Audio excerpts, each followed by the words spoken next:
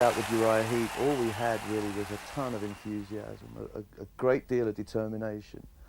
None of us really knew much about what lay ahead of us, and we didn't really think too much about it, except that we knew we wanted to make a noise, and we wanted it to be a noise that lots of people would like, and we wanted to sell lots of records, but we didn't really know how to go about it. All we knew what to do in those days was how to make loud rock and roll music.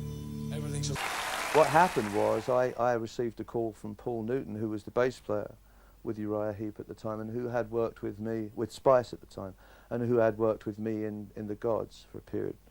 And he said that the group was getting ready to go in the studio, had got together with Jerry Braun, who was managing the group at the time, and they were considering adding keyboards to the lineup. It was just a four-piece group at the time. And I went along and I met the band and I met Jerry, and we discussed various ambitions and plans, listened to some of the stuff which they had recorded, and I was tremendously interested in it because the music was different. It was very energetic, but it was different. And the end result was we started to rehearse together, and the whole thing became so exciting that Jerry decided to rename the whole thing and give it a completely new identity from the start. That was Jerry's idea? Yeah, the name was Jerry's idea. As I recollect, people often ask me, even now in interviews, about the name. Of course, it originates from David Copperfield, a book by Charles Dickens, and to my recollection, 1970 was the year that everybody celebrated the fact he'd been dead for 100 years, which is, I still don't know why they celebrate somebody being dead for a long time, but, and so his name was on sides of buses, and all his plays and everything were being shown on TV and in the theatre, and I think Jerry just came out to Hanwell where we were practicing one day and said, I got an idea for the name of the group. I saw it on TV last night. We're going to what about calling it Uriah Heep? And I can clearly remember everybody going, yeah, that sounds great, and just getting on with the music. The first album, in true Uriah Heep vein, was called Very Heavy, Very Humble. Did that in any way reflect your attitude at the time? Well, it was a little bit of a pun, yeah. Very Humble was what Uriah Heep, the accountant, used to always use as his conciliatory attitude in the book, of course. But the band was considered a heavy rock band in those days. I mean, we got labelled all kinds of other things after that, some of which we can't repeat. They're not printable. But the thing was that it was the early days of people needing to find a category and a label and a description for something. So we were called a heavy rock band, and we didn't mind that. We quite liked that because we were very intense about what we did, and you only have to watch some of the early film footage to see that the band was very, very active and very energetic. The relationship musically and personally between myself, Mick and David developed very quickly. It was one of those that was spontaneous, and the three of us became the nucleus of the band. Paul was very solid. Paul Newton, the bass player, was very solid to begin with, but Alex Napier, our first drummer, who was a jolly nice guy and a capable drummer whose problems wouldn't show up in a live date, became very obvious. These same problems became very obvious in the studio, and he was the first person to be replaced. Nigel Olsson came along. He was very transient and had obviously higher aspirations musically, and he came along primarily because David Byron was friendly with Elton John at that stage, who introduced him to Nigel. And Nigel was a very good drummer, but you never got the feeling that he was a permanent member of the band, none of us. So by this time we were increasingly becoming a three-piece band, David, Mick and myself, looking to fill those other spaces with much the same relationship as the three of us had. So we went through a lot of drummers until we persuaded Lee Kerslake to join the band. This is about the time Look at Yourself came along, and that was our third album. So we were well into our recording career by the time we actually stabilised the lineup of the band, but that we were searching. We were just looking. We were looking for people that were musically and personally compatible with the three of us. And Gary Thane joined the band, and this then, Gary and Lee, when they joined, provided the group with that missing link, which carried it from being a novice group into becoming a very experienced group that had a much clearer idea of what it wanted to do as a group. We then had 5 people in the band whose collective energy provided it with the momentum to achieve all these things that now needed to be achieved. And it's significant, I think, that from the time Lee and Gary joined the band, that was the time the group took off in America. He was the front man. David was the communication point, the focal point of the whole group's on-stage operation, and he was great at it. He had so much charisma, so much ability. He didn't have the world's best voice, but he was one of the very first, him and Rod Stewart, you know, he was always a couple of steps behind Rod, which I think drove David crazy.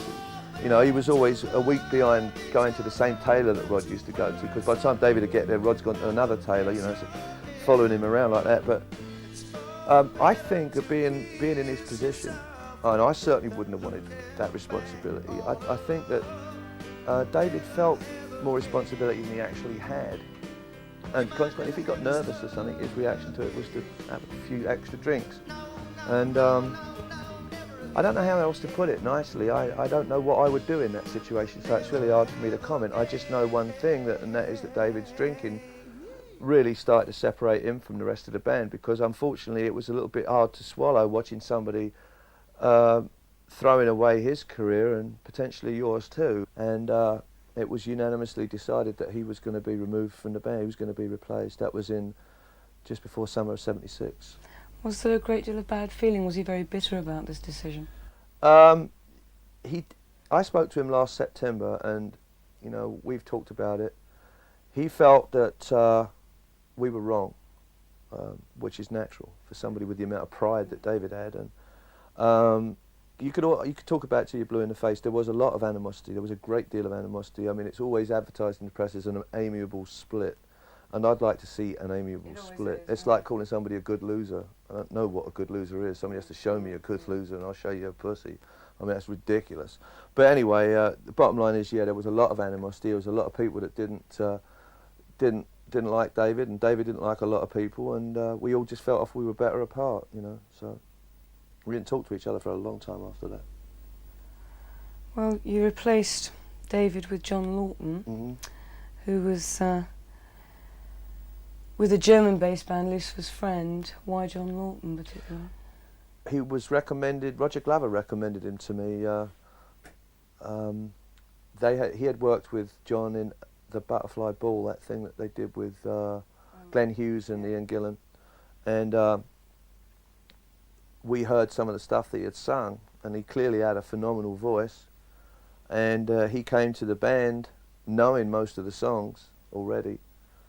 And I mean, he had a voice. If you closed your eyes and ignored the fact that, you know, he didn't have some of the image attributes, to put it kindly, he had a voice that I thought, and I think everybody agreed, would give the band a new dimension and possibly have some future in it. And that was the reason for choosing him.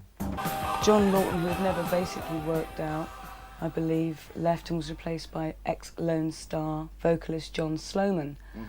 Now, John gave the band something slightly different, didn't he? I mean, he was very much frontman's frontman, if you like. He was good-looking, hair, you know, appealed to the little girls, I would imagine, tremendously. I mean, how did that change the band? Much for the worse. If you want my honest opinion, I mean, I'll tell you like it is. I thought that was a tragic error.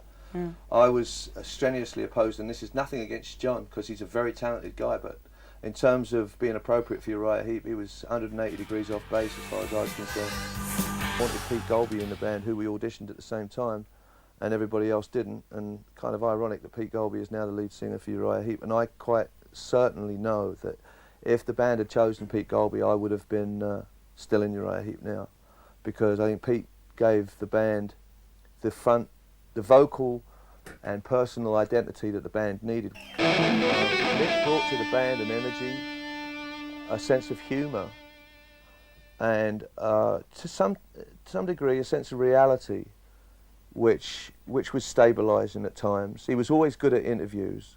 He was always very pleasant to people. Never had a bad word to say to or about anybody at the important times. I mean, and he was always very dedicated. Mick was always punctual. He had all the ingredients of being a great band member, and quite definitely the band wouldn't have done what it did without him.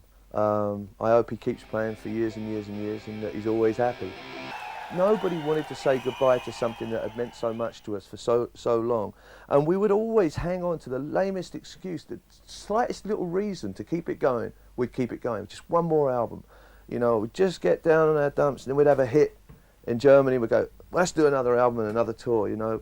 But after a while it becomes like drudgery, and I got into the music business because I like music. And I loved the money and everything else and all of that, but it seems to me in retrospect that all it brought was a lot more trouble than it was worth. I now don't have any money, but I'm happier than I've ever been because I got my music right. And if David Byron and Gary Thane were still alive, we might do what Deep Purple just did. You want some easy living?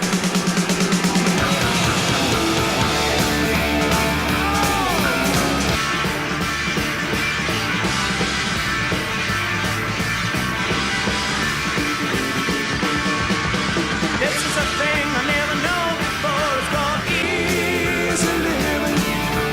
This is a place I've never seen before, and I've been forgiven. Easy living, and I've been forgiven since you've taken your place in my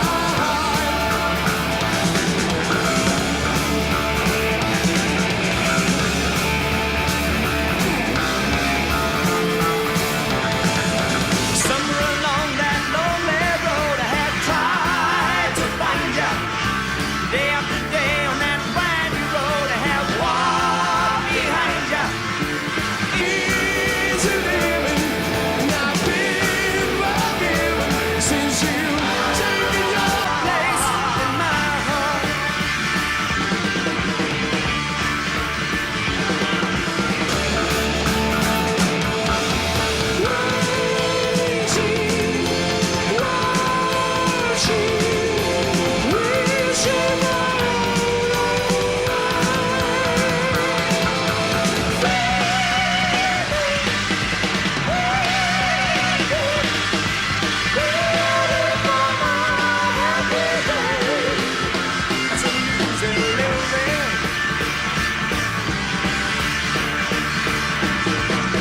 Somewhere along the lonely road I'm trying to find you. Day after day on that winding road I walk behind you. Easy living, and I've been forgiven since you've taken your place in my heart.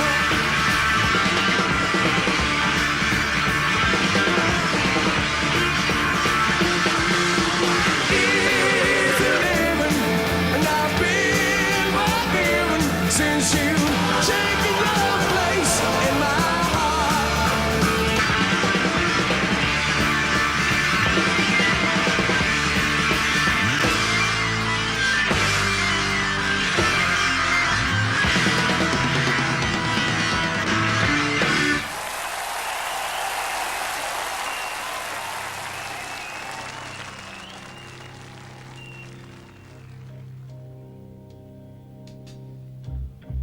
There I was on a July morning, looking for love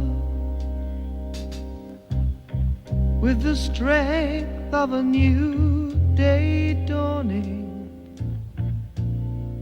and the beautiful sun. At the sound of the first bird singing,